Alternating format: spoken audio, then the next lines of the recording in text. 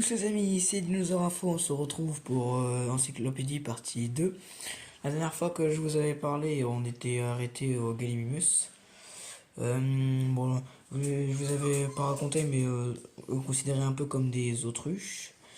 C'était l'un des prédateurs, c'était leur prédateur ultime était le Tyrannosaurus Rex et les Vélociraptors.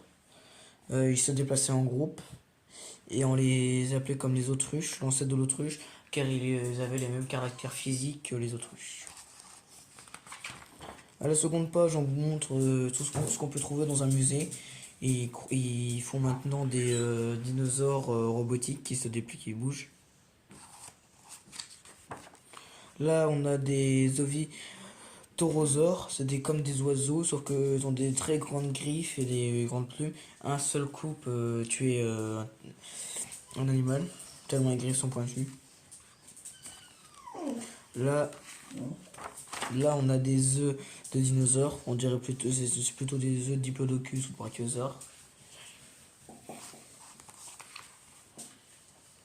Là, on a encore des oiseaux, comme des sortes d'oiseaux, sauf que ceux-là, ce sont des ptéridinosaures. Là, comme on peut le voir, une seule griffure peut être fatale. Bon, après, je suis pas un spécialiste sur ces animaux-là, mais je sais qu'ils sont très dangereux. On peut en trouver un dans le film Jurassic World 3, Le Monde d'après. Là, on a mes dinosaures préférés, surtout en particulier, c'est celui-là. Comme vous pouvez le savoir, c'est le Vélociraptor. Bon, bien sûr, il y a bien sûr le Utahraptor, le Deinonychus, Dromaeosaure.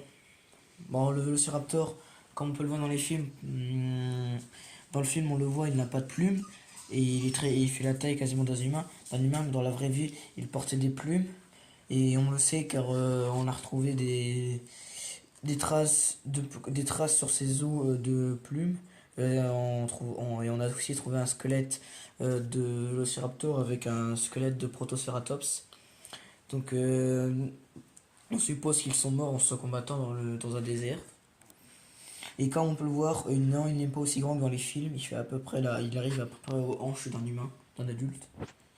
Le Deinonychus, lui, par contre, était beaucoup plus grand. Et lui était beaucoup plus féroce. Bien sûr, ils ont tous une griffe rétractile de 20 cm. Sauf que lui était plus puissant et plus rapide. Mais moins intelligent car l'Ociraptor est considéré comme le deuxième dinosaure le plus intelligent au monde. Là, on a un exemple de chasse en meute. Comme on peut le voir, il me semble que c'est des Deinonychus, mais je suis pas sûr.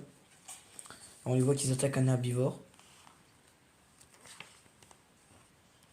Là, on a un squelette de Microraptor, le tout premier oiseau.